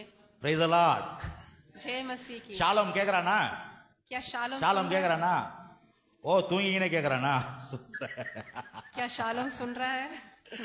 பிரைஸ் தி லார்ட் அல்லேலூயா जय मसीह की। அப்பப்போ படத்துல காமெடி வரும்ல वो फिल्म में कभी कभी तो फिल्म में कॉमेडी आता है। சீரியஸா கதை போச்சுன்னு வச்சுங்களேன் एकदम सीरियसली अगर कहानी जाने से அது ஒரு மாதிரி இருக்கும் हमें एकदम ऐसा ही लगेगा, அதுதான் இதெல்லாம் ஒரு சின்ன காமெடி इसलिए बीच में एक कॉमेडी। சரி எபிரேயர் புத்தகம் 10ஆம் அதிகாரம் इब्रानिया का 10वां अध्याय, எபிரேயர் புத்தகம் 10ஆம் அதிகாரம் इब्रानिया 10 10:25 10 का 25। பிரைஸ் தி லார்ட்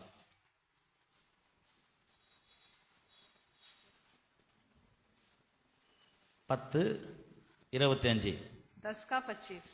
சபை கூடி வருதலை சிலர் விட்டு விடுகிறது போல நாமும் விட்டு விடாமல் ஒருவருக்கு புத்தி சொல்ல கடவோம் நாளானது சமீபித்து வருகிறதை எவ்வளவாய் பார்க்கிறீர்களோ அவ்வளவாய் புத்தி சொல்ல வேண்டும் और एक दूसरे के साथ इकट्ठा होना न छोड़ें, जैसे कि कितनों की रीति है, पर एक दूसरे को समझाते रहें, और ज्यों ज्यों उस दिन को निकट आते देखो त्यों त्यों और भी अधिक यह किया करो। आमीन। கவனிங்க इसमें இங்க ध्यान சொல்றாரு எபிரேயர் ஆசிரியர் சபை கூடி வருகிறதை சிலர் விட்டு விடுகிறது போல நாம் விட்டு விடாமல் அப்படின்றார் एक यहाँ पर बोल रहे हैं कि कलीसिया में इकट्ठा होने को न छोड़ें, ஒருவருக்கு புத்தி சொல்ல கடவோம் एक दूसरे को समझाओ करके बोल रहे நாள் ரொம்ப சீக்கிரமா இருக்குது சமீபமா இருக்குது हैं, दिन बहुत निकट है करके बोल रहे हैं, அப்படின்றது அவ்வளவாய் புத்தி சொல்லுங்க ऐसे समझाइए करके बोल रहे हैं। என்ன சொல்ற வர்றாரா इससे क्या पता चल रहा है? நம்ம எப்படி பக்கத்துல இப்போ நீங்க ஸ்கூல் போகாத பசங்களை நீங்க பாப்பீங்க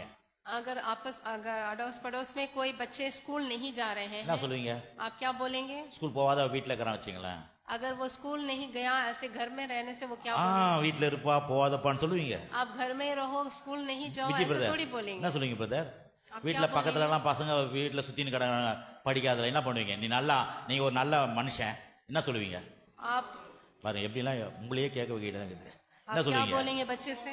ஆமா தம்பி கெட்டு போவாதையா சொல்லுங்க சிஸ்டர் आप क्या बोलेंगे? आप ऐसे नहीं रहना है, बिगड़ना नहीं है, டேய் ஸ்கூல் போடா आप स्कूल जाओ करके बोलो। நானும் ஸ்கூல் போடாதானே இன்னைக்கு கஷ்டப்படுறேன் मैं ठीक से स्कूल नहीं गया था बचपन में, इसलिए मैं इतना कष्ट उठा रहा நான் தானே கஷ்டப்படுறேன் டேய் ஸ்கூல் போயிடுறா हूँ। मैं तो कष्ट उठा रहा हूँ, लेकिन तुम नहीं कष्ट उठाना है, तुम ठीक से स्कूल जाओ करके बोलो। அதே போலதான் நம்ம எப்படி சபைக்கு போலனா நம்ம சொல்லணும் ஏய் சபைக்கு போடியா சபைக்கு போனாதானே நல்லா இருக்கும் சபைக்கு போலன்னா கஷ்டப்படுவீங்கடா ऐसे हम क्या बोल रहे हैं? जो कलीसिया में नहीं जा रहे हैं, आप बोल रहे हैं तुम ठीक से कलीसिया में जाओ, नहीं तो तुम कष्ट उठाओगे करके बोलना है। ஹலோ आमीन। இருக்கிறீங்களா என்ன ஒரு மாதிரி பாக்குறீங்கன்னு வேற ஒண்ணும் இல்ல அதே இதுதான் இது அங்க எப்படி ஸ்கூல் போலனா தம்பி டேய் தங்கச்சி ஸ்கூல் போமா ஏமா கட்டடிக்கிற நான் அப்பப்போ கட்டடிப்பேன் பாரு அப்பலாம் बोलते हैं ना, हे बहन या फिर हे भाई तुम ठीक से स्कूल जाओ करके हम उनको समझाते हैं। பஸ்ஸுக்கு போய் நிப்பேன் हम बस तक तो मैं जाता हूँ। அப்பெல்லாம் கவர்மெண்ட் பஸ் இந்த பஸ் தான் ஸ்கூல் பஸ் கிடையாது நான் நுங்கம்பாக்கத்துல இருந்து ராயப்பேட்டை போனோம் उस जमाने में मैं जब स्कूल जाता था गवर्नमेंट बस में जाता था नुंगंबाकम से போய் रायपुर பஸ் ஸ்டாண்ட்ல நின்னுடுவோம் 7:30க்கெல்லாம் போய் நின்னுடுவோம் मैं 7:30 बजे जाके बस स्टॉप में खड़े हो जाता வர हूँ 24 நம்பர்லாம் விட்டுருது सभी बस को मैं छोड़ देता हूँ அப்புறம் 10 மணிக்கு வருது வீட்டுக்கு उसके बाद फिर लौट के घर आता हूँ 10 बजे என்னடா क्या हुआ करके पूछेंगे பஸ்ஸே வரல बस नहीं मिला करके बोलता ரெண்டு हूँ பஸ் நிக்காதே போயிட்டான் 2 बस वो नहीं ठहरा ऐसे चले गया करके मैं बोलता हूँ கட் அடிச்சிடுவோம் ऐसे कट कर देता हूँ சரி मैं। இங்க கட் அடிச்சிட்டு சரி அங்க சில நேரத்துல அங்க போயிடுவோம் कभी ஸ்கூலுக்கு போயிடுவோம் कभी कभी अब तो हम स्कूल तो चले जाते हैं 11:30 மணிக்கு அந்த பிடிபி இந்த இது இன்ட்ரோல் விடுவாங்க 11:30 बजे वहां पर इंटरवल के लिए छोड़ते हैं டபக்குன்னு அந்த நெல்லிக்காய் வாங்குற மாதிரி போயிட்டு வெளியே போயிடுவோம் ऐसे ही बाहर जाके बेर खरीदने के लिए जाते हैं ऐसे बाहर चले जाते हैं சூப்பரா நூன் ஷோ பார்த்துருவோம் वहां जाके हम फिल्म भी देखने चले जाते அது மாதிரி தான் சர்ச்சில் உட்காந்து அப்பப்போ போனீங்கன்னா கட் அடிச்சிட்டு போய் நிக்கிறேன்னு அர்த்தம் हैं ऐसे ही कलिशे में बैठ के ऐसे उठ के जाने से आप कट करके जा रहे हो हेलो? इसका मतलब है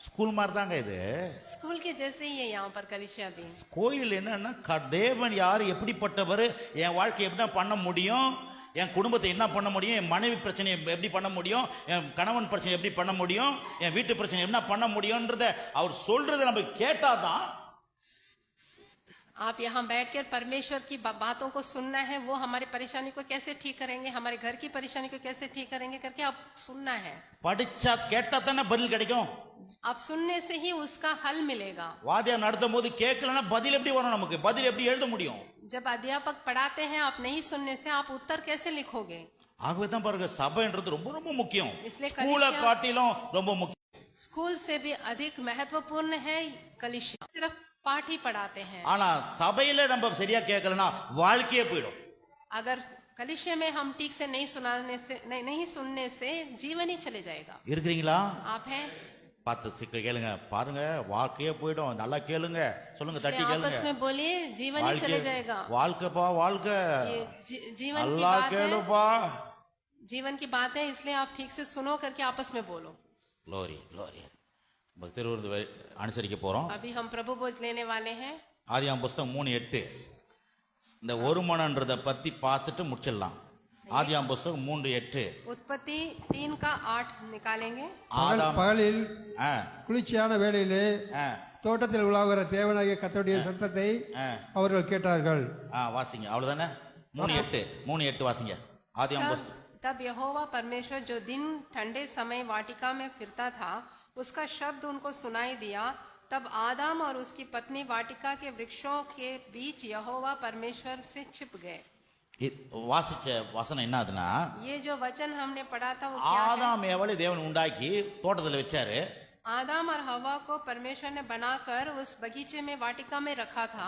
டெய்லி ஆண்டவர் அவங்க கிட்ட வந்து பேச வர்றாரு रोज परमेश्वर उनसे बातें करने के लिए आते हैं டெய்லி சபை நடக்குது சபை रोज वहाँ पर कलिशा होता है ஹலோ டெய்லி சபை நடக்குது रोज कलिशा होता है திடீர்னு இவங்க என்ன பண்ணிட்டாங்க பாவம் செஞ்சு அந்த கனியை சாப்பிட்டுட்டாங்க वो अचानक एक दिन उन्होंने पाप कर लिया फल को खा लिया ஆண்டவர் சரி சபை நடத்தலாம்னு வராரு परमेश्वर वहाँ कलिशा चलाने के लिए आए थे பார்த்தா ஆதாமும் காணும் ஏவாளும் காணும் ரெண்டு டிக்கெட் காணுமே आदम और हवा दोनों छिप गए கேக்குறாரு எங்க அப்படின்னு கேக்குற பாருங்க பகலில் குளிச்சா அவங்க என்ன பண்ணாங்களாம் ஆதாமும் தேவாலும் சபை வராத ஓடிட்டாங்களாம் वो कलिशे में नहीं आए वो भाग्य दोनों பாருங்க தேவனாய கர்த்தருடைய சந்ததிக்கு விலகி தோட்டத்தின் விருட்சங்களுக்குள்ள ஒளிந்து கொண்டார்கள் तब यहोवा परमेश्वर ने पुकार कर आदम से पूछा तू कहाँ है கர்த்தர் பாக்குற என்னடா சபை கூடி வரலையே இவங்க எங்கடா परमेश्वर எங்கடா पूछने लगे कहाँ गए वो लोग கேட்டா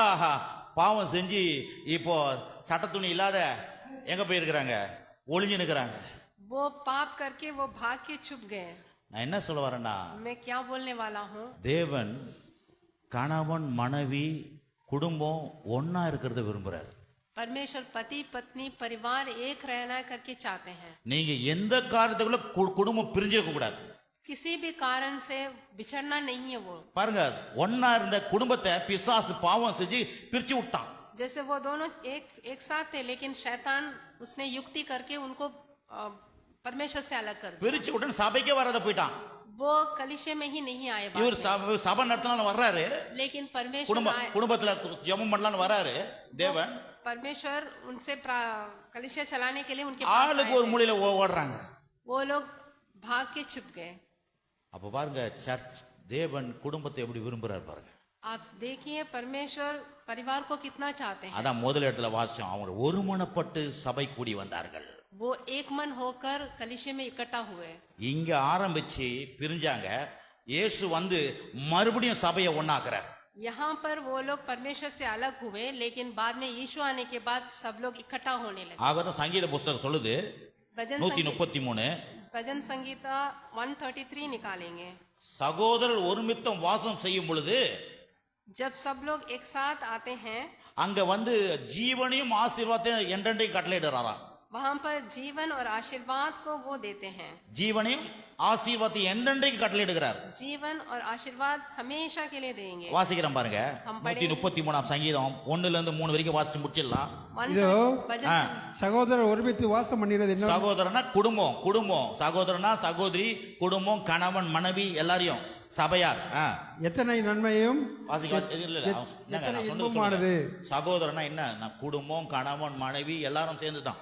हे भाइयों, मतलब क्या है? इसमें परिवार के बारे में बोला गया है। स्त्री पुरुष दोनों के लिए है ये। இதோ சகோதரர் ஒருமித்தம் வாசம் பண்ணுகிறது, எத்தனை நன்மையும் எத்தனை இன்பமானது. அது ஆரோனுடைய சிரசின் மேல் ஊற்றப்பட்டு அவனுடைய தாடியிலே வடிகிறதும் அவனுடைய அங்கிகள் மேல் இறங்குறதுமான நல்ல தைலத்துக்கும் ஏர்மன் மேலும் சீயோன் பர்வதங்கள் மேலும் இருக்கும் பனிக்கும் ஒப்பாயிருக்கிறது. அங்கே கர்த்தர் என்றென்றைக்கும் ஆசீர்வாதத்தையும் ஜீவனையும் கட்டளையிடுகிறார். हम पढ़ेंगे भजन संगीता 133 में 1 से लेकर 3 तक। देखो ये क्या ही भली और मनोहर बात है कि भाई लोग आपस में मिले रहें। यह तो उस उत्तम तेल के समान है जो हारून के सिर पर डाला गया था और उसकी दाढ़ी से बहकर उसके वस्त्र की छोर तक पहुंच गया, और वह हेर्मोन की उस ओस के समान है जो सियोन के पहाड़ों पर गिरती है। यहोवा ने तो वहीं सदा के जीवन की आशीष ठहराई है। आमीन। கவனிங்க, ஒற்றுமையா இருப்பது, சொல்லுங்க ஒற்றுமையா இருப்பது. एक साथ रहना है। ஃபேமிலில ஒற்றுமையா இருப்பது, परिवार में एकता रहना है। கணவன் மனைவி ஒற்றுமையா இருப்பதை தான் தேவன் விரும்புறார். पति पत्नी एक मत में रहना ही परमेश्वर चाहते हैं। ஒருவருக்கொருவர் சம்பாஷிக்கணும். एक दूसरे से अच्छा बात करना है। அப்ப அங்க என்ன நடக்குமா? சம்பாரிச்சா अगर बात करने से क्या होता है? ரெண்டு விதமான ஆசீர்வாதம் இருக்குது. 2 तरह का आशीर्वाद मिलेगा। ஆரோனுடைய சிரசு மேல்னா ஊழியக்காரனுடைய சிரசு மேல் இருக்கிற அந்த அந்த ஆசீர்வாதம், जो सेवक के सिर पर जो आशीष है वो, அப்படின்னா ஆவிக்குரிய அந்த ஆசீர்வாதம் पवित्र आत्मा का आशीर्वाद அப்படியே உங்க மேல வந்து இறங்குதான். आपके ऊपर उतरेगा। அதுக்கப்புறம் ஏர்மோன் மேல் சீமோன் மேல்னா உலக விதமான ஆசீர்வாதங்கள், संसारिक आशीर्वाद भी मिलेगा। எல்லாவது பொருளாதார ஆசீர்வாதங்கள், सारे संसारिक जो आशीर्वाद है वो मिलेगा। சரீர சுக ஆசீர்வாதங்கள், हमारे शारीरिक रूप का जो चंगाई है वो भी குடும்ப मिलेगा। ஆசீர்வாதங்கள், पारिवारिक आशीर्वाद, திருமணம் நடக்க வேண்டிய பிள்ளைகளுக்கு திருமணம் நடக்கும், जिनको विवाह नहीं हुआ है उनको विवाह होगा, குழந்தை இல்லாதவங்களுக்கு குழந்தை பாக்கியம் நடக்கும், जिनके बच्चे नहीं है उनको बच्चा उत्पन्न होगा, வியாதி இல்லாத பலவீனம் இல்லாத இருப்பீங்க, व्याधि के बगैर आप अच्छा स्वस्थ रहेंगे, கடன் இல்லாம வட்டி இல்லாம கடன் இல்லாத வட்டி இல்லாத ஆசீர்வாதமா வாழ்வீங்க. कोई कर्जा नहीं, कोई ब्याज नहीं, आप आशीर्वाद का जीवन जिएंगे। இது எங்க நடக்குது? ये सब कहाँ से आएगा? கணவன் மனைவி பிள்ளைகள் குடும்பமாய் வாழுகிற இடத்துல என்றென்றைக்கும் ஆசீர்வாதத்தையும் ஜீவனையும் அவர் கட்டளையிடுகிறார். जहाँ पर जिस परिवार में पति पत्नी और बच्चे एक साथ एक मत होकर एकता में रहेंगे, वहां पर परमेश्वर ऐसा आशीर्वाद को उंडेलेंगे। ஒரே ஒரு 2 மினிட்ஸ் சொல்லுங்க. और 2 मिनट। ஏன்னா இந்த ஆண்டவர் எனக்கு உணர்த்தின இந்த வசனத்தை நான் சொல்லி ஆகணும். जो परमेश्वर ने मेरे से बोला था उसको बोलना है आपसे। நான் உங்களுக்கு பயப்பட மாட்டேன், கர்த்தருக்கு பயப்படணும். मैं आपसे नहीं डरूंगा, मैं परमेश्वर से डरूंगा। 1 யோவான் 1ஆம் அதிகாரம் 3-4 வசனம். 1 யோहन्ना 1 யோவான் 1ஆம் அதிகாரம் 3-4 வசனம். 3-4 1 யோவான் 1ஆம் அதிகாரம் 1 யோहन्ना 1 अध्याय 3-4 வசனம். 3 और 4 वचन। நீங்கள் எங்களோட கூட ஐக்கியம் உள்ளவர்களாகும்படி நாங்கள் கண்டும் கேட்டும் இருக்கிறதை உங்களுக்கு அறிவிக்கிறோம். எங்களுடைய ஐக்கியம் பிதாவோடும் அவருடைய குமாரனாகிய இயேசு கிறிஸ்துவோடும் இருக்கிறது. உங்கள் சந்தோஷம் நிறைவாகும்படி இவைகளை உங்களுக்கு எழுதுகிறோம். जो कुछ हमने देखा और सुना है उसका समाचार तुम्हें भी देते हैं, इसलिए कि तुम भी हमारे साथ सहभागी हो, और हमारी यह सहभागिता पिता के साथ और उसके पुत्र यीशु मसीह के साथ है और ये बातें हम इसलिए लिखते हैं कि तुम्हारा आनंद पूरा हो जाए। आमीन। யோவான் சொல்றாரு, यहाँ पर यूहन्ना बोल रहे हैं, சபையாரை பார்த்து சொல்றாரு, सारे कलीसिया वालों से बोल எங்க रहे हैं, ஐக்கியம் பிதாவோடு இயேசுவோடு இருக்குது, हमारी सहभागिता पिता और यीशु के पास है, நீங்க எங்களோட கூட ஐக்கியமாயிருங்க. आप भी हमारे साथ सहभागिता அந்த में ஐக்கியம் வந்துச்சுன்னா பிதாவோட ஐக்கியம் குமாரோட ஐக்கியம் உங்க மேல வரும். रहो। जब हम सहभागी होंगे तो पिता और यीशु का सहभागिता आप पर भी आएगा। ஏன் இதை சொல்றேன்? हम क्यों ये बोल रहे हैं? உங்க சந்தோஷம் நிறைவா இருக்கும். क्योंकि आपका आनंद पूरा होगा। சொல்லுங்க, உங்க என் சந்தோஷம், आप என் குடும்பத்துல சந்தோஷம். சொல்லுங்க, आप बोलिए मेरा आनंद, मेरा परिवार का, நிறைவா இருக்கும்படி சொல்றேன். मेरा परिवार का आनंद पूरा होगा। ஆமென். आमीन। 1 கொரிந்தியர் 7ஆம் அதிகாரம் 5ஆம் வசனம் வாசிங்க பிரதர். 1 कोरिन्थियों 1 கொரிந்தியர் 7ஆம் அதிகாரம் 5ஆம் வசனம். 7वां अध्याय उसमें 5वां वचन। 1 कोरिन्थिया 7 का 5। 7:5 வாசிக்கிறேன். உபவாசத்திற்கும் ஜெபத்திற்கும் தடையிராதபடிக்கு இருவரும் சில காலம் பிரிந்திருக்க வேண்டும் என்று சம்மதித்தால் அன்றி ஒருவரை ஒருவர் விட்டு ஒருவர் பிரியாதிருங்கள். உங்களுக்கு விராத்துவம் இல்லாமையினால் சாத்தான் உங்களை தூண்டி விடாதபடிக்கு மறுபடியும் கூடி வாழுங்கள். तुम एक दूसरे से अलग ना रहो, परंतु केवल कुछ समय तक आपस की सम्मति से प्रार्थना के लिए अवकाश मिले और फिर एक साथ रहो। ऐसा न हो कि तुम्हारा असंयम के कारण शैतान तुम्हें परखे। आमीन। என்ன சொல்றாரு? यहाँ पर क्या बोल रहे हैं? கணவன் மனைவி பிரியவே கூடாது, पति पत्नी आप अलग नहीं रहना குடும்பம் है, பிரிஞ்சிருக்க கூடாது. परिवार अलग नहीं होना ஒரு है। வேளை நீங்க ஒரு ஜெபம் பண்ணணும், ஒரு பதில் கிடைக்கணும் அப்படின்னா 2 பேரும் கேட்டுக்குன்னு உபவாசம் பண்ணுங்க. अगर एक प्रार्थना के लिए आपको कुछ उत्तर मिलना है तो आप उपवास करना है। அவங்க சம்மதம் இல்லாத நீங்க பிரிஞ்சு என்ன பண்ணாதீங்க, பிரிஞ்சு இருக்க கூடாது. परमेश्वर के सम्मति के बगैर आप अलग नहीं रहना है। ஏன்னா தேவன் கணவன் மனைவி இணைச்சிருக்கிறாரு. நான் ஜெபம் பண்ண போறேன் தனித்தனியா, கொஞ்ச நாள் நீ தனியா இரு, நீ தனியா, அப்படி அவங்க சம்மதிச்சாதான் நீ தனியா இருக்கணும் ஒழிய அவங்க சம்மதிக்கலன்னா கூடி வாழுங்க அப்படின்றாரு. परमेश्वर के सम्मति के बगैर आप अलग नहीं होना है करके बोल रहे हैं यहाँ पर। கவனிக்கிறீங்களா? आप सुन रहे हैं ना? நம்ம ஒன்னா இருக்கிறத பத்தி கடவுள் எவ்வளவு விரும்புறாரு பாருங்க. हम एक रहना है, एक मत रहना है करके परमेश्वर कितना चाहते हैं। நீ ஜெபம் பண்ணும் போது கூட உங்க வீட்டுக்காரனையும் சரி உங்க மனைவியும் சரி நீங்க பிரியணும்ன்றது ஒத்து இல்லைன்னா நீ என்ன பண்ணாத, பிரிஞ்சு இருக்காத. நீ கடவுளோட கூட ஒன்னா இருக்கிறத ஜெபம் உன்னை பிரிச்சிடக்கூடாது. प्रार्थना के लिए भी आप लोग आपस में अलग नहीं रहना है। அப்ப கணவன் மனைவி ஒன்னா இருக்கிறத தேவன் விரும்புறாரு. पति पत्नी एक रहना परमेश्वर चाहते हैं। பிள்ளைங்க சேர்ந்து வாழ்றது கர்த்தர் விரும்புறாரு. बच्चों के साथ एक साथ रहना परमेश्वर चाहते நம்ம हैं। ஐக்கியமா இருப்பது தேவ சித்தம். हम संगति में रहना परमेश्वर चाहते हैं। ஆகவே நம்ம நல்லா இருக்கும் பொழுது, ஒற்றுமையா இருக்கும் பொழுது जब हम अच्छा रहेंगे, एक साथ रहेंगे, அவங்க குடும்பத்துல சந்தோஷம் இருக்கும், சமாதானம் இருக்கும், நிம்மதி இருக்கும், हमारे परिवार में सुकून रहेगा, खुशी रहेगी, आनंद रहेगी, ஆசீர்வாதம் அங்க ஊற்றப்படும். आशीर्वाद उंडाला जाएगा। உங்க வீடை பார்த்து பக்கத்து வீட்டுக்காரங்க எல்லாம் சந்தோஷப்பட்டு அவங்களும் ஆண்டவரை விரும்புவாங்க. आपके घर को देखिए, आपके बगल के लोग भी ऐसे ही चाहेंगे। ஐயா இன்னைக்கு எனக்கு அப்படி இல்ல நினைக்கலாம் நீங்க. अभी ऐसा नहीं है करके आप नहीं पूछना है। நான் சொல்றேன், मैं बोलता हूँ, தேவனுடைய வார்த்தை கேட்க கேட்க परमेश्वर के वचन को सुनते सुनते இதுல இருக்கிற அப்படி இந்த படம் அப்படி உங்க வீட்டுக்குள்ள வந்துரும். यहाँ पर जो चित्र आप देख रहे हैं वैसे आपके घर में भी இத होगा। பிரசங்கத்தை கேட்க கேட்க கேட்க கேட்க ये प्रचार को सुनते सुनते सुनते அது அப்படியே உங்க வீட்டுல வந்து நிக்கும் பாருங்க. பரலோக பேட்டர்ன் இந்த சபையில இருக்கிறத போல சபையில இருக்கிற பேட்டர்ன் உங்க குடும்பத்துக்குள்ள வந்துரும். स्वर्गलोक का शैली जैसे कलिशे में है, कलिशे की शैली ऐसे ही आपके परिवार में, घर में भी आएगा। ஹalleluya, हालेलुया, ஆமென். आमेन। கர்த்தர் உங்களோடு இணைச்சிருப்பார். परमेश्वर आपको एक साथ रखेंगे, சமாதானத்தை நிரப்புவார், आपको शांति से भरेंगे, ஒற்றுமையில நிரப்புவார். एकता में भरेंगे, எல்லா கருத்து வேறுபாடெல்லாம் மாறும். सारा तू मैं चले जाएगा। ஆமா, ஆதாம் ஏவாளும் பிரிஞ்சு போனதை கர்த்தர் ஒண்ணாக்குனாரு. जैसे आदम और हवा अलग हुए थे, बाद में परमेश्वर ने एक किया था। உங்களையும் குடும்பமா உருவாக்குவார். आपको भी परिवार में एक साथ रहने के लिए आशीष देंगे। ஒரே எண்ணம், ஒரே சிந்தை, ஒரே யோசனை, ஒரே மனப்பான்மை உண்டாக்குவார். एक ही मन, एक ही सोच, एक ही विचार आपको दिलाएंगे। தேவன் ரொம்ப நல்லவர். परमेश्वर बहुत अच्छे हैं। அதுக்காக தம்முடைய சிலுவையில ரத்தத்தை சிந்தினார். वो हमारे लिए क्रूस पर लहू बहाए। அந்த ரத்தம் நம்மளை ஒன்றுபடுத்திடும்.